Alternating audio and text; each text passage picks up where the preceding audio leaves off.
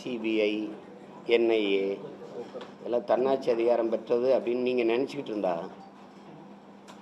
அதுக்கு நான் ஒன்றும் செய்ய முடியும். அது தன்னாட்சி அதிகாரம் பெற்றது அல்ல, சுதந்திரமாக இயங்குதுன்னு நீங்கள் நினச்சிங்கன்னா. நான் உங்கள்கிட்ட ஒரு கேள்வி கேட்குறேன். தேர்தல் ஆணையரை யார் நியமிக்கிறார்? எனக்கு எதிராக இருக்கிறவரை நான் நியமிப்பேனா? எனக்கு எதிராக இருக்கிறவரை, எனக்கு ஆதரவாக இல்லாதவரை நான் நியமிப்பேனா? மட்டன்ல பதில் சொல், தப்புன்னு பதில் சொல்லுங்க தம்பி கிடையாது. அப்புறம் அதில் போய் என்னத்தை நியாயத்தை பார்க்குறீங்க? அது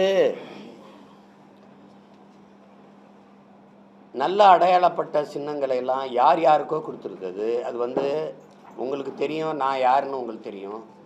நான் புகழ்பெற்ற ஒரு திரைப்பட இயக்குனரோ, ஐயா மணிரத்னம் போல், எங்கள் அப்பா பாரதிராஜா போல், ஐயா பாலச்சந்தர் போல், எங்கள் அப்பா பாலுமேந்திரா போல் ஒரு பெரிய இயக்குனரும் கிடையாது. குறிப்பாக என் தம்பி சேரன், அமீர், வெற்றிமாறன் அளவு கூட நான் புகழ்பெற்ற ஒரு இயக்குனர். நான் பெரிய நடிகர், ஒரு எளிய மகன். ஆனால் நான் எதுக்காக வந்தேன் அப்படின்னா, என் இனச்சாவில் தான் நான் கற்றுணர்ந்தேன். எங்களுக்கு எந்த அரசியல் இல்லை, வலிமை இல்லை என்பது. என் தலைவன் எனக்கு ஒரு சின்ன ஒரு நம்பிக்கை வச்சு எனக்கு ஒரு வேலையை கொடுத்தாரு. அதை செய்யணும்னு நான் வந்து செஞ்சுக்கிட்டு இருக்கேன்.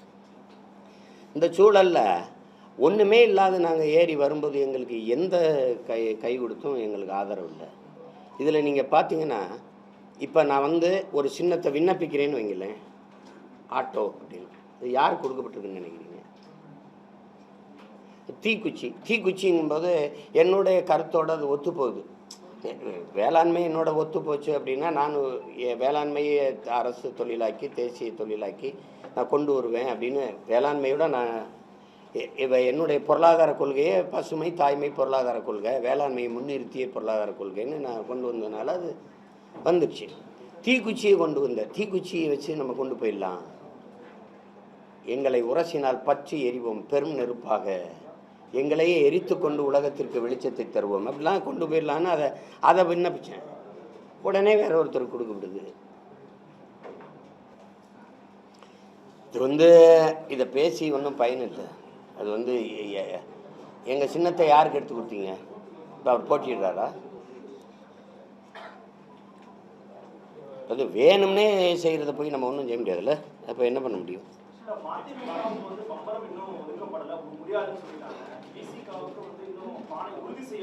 நீங்கள் அவங்க கூட்டணியில் இல்லையே தம்பி.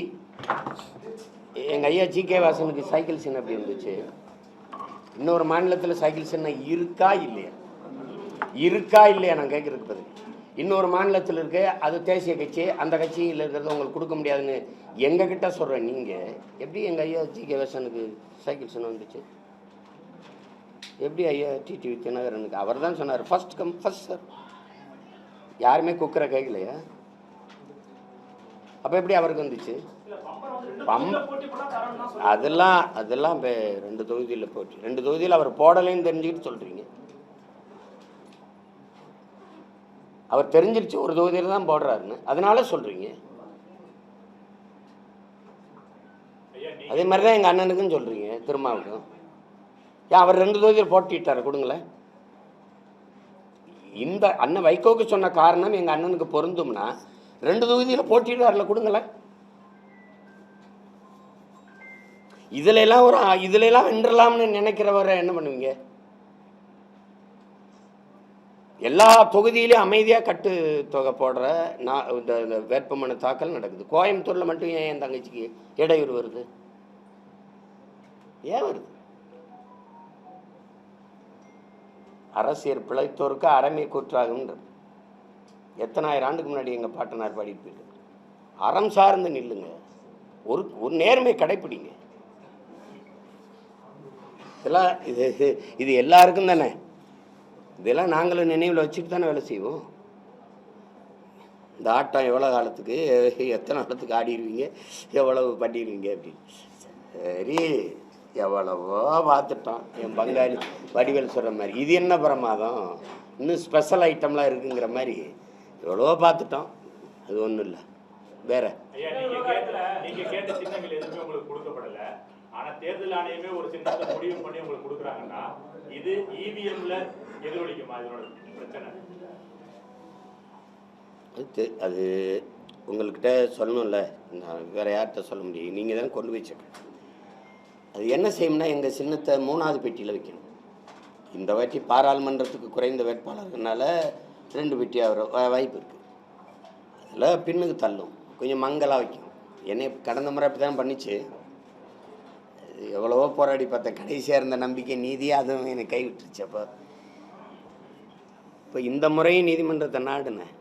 இந்த சின்னத்துக்கு வழக்கே எடுக்கலை. வழக்கு இருக்கும்போது எப்படி சின்னம் தர்றதுங்கிறது தேர்தல் ஆணையம். வழக்கை திரும்ப பெற்ற அவங்க கொடுக்குறதான் சின்னம். இப்போ ஒன்றும் பண்ண முடியாது. இதை நீங்கள் இது ஜனநாயக நாடுன்னு நினச்சிங்கன்னா நான் ஒன்றும் பண்ண முடியாது. அதுக்கு அந்த அந்த உங்களுக்கு தவறான புரிதலுக்கு நான் ஒன்றும் செய்ய முடியாது. இது ஜனநாயக நாடே அல்ல, வார்த்தையில் மட்டும் ஜனநாயகம் இருக்குது. அதை புரிஞ்சுக்கிட்டு நீங்கள் எல்லாம் பொழைச்சிக்கிடுங்க, அவ்வளோதான் சொல்ல முடியும். என்னைய மாதிரி ஒரு காட்டானாலேயே சமாளிக்க முடியலன்னா நீங்கள்லாம் ஏமாத்தணும்.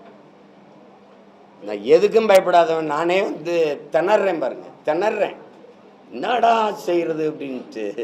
அது ரொம்ப கஷ்டம், ரொம்ப கஷ்டம். ஆபத்தானவர்கள் இவர்கள். வேறு ஏதாவது கேளுங்க.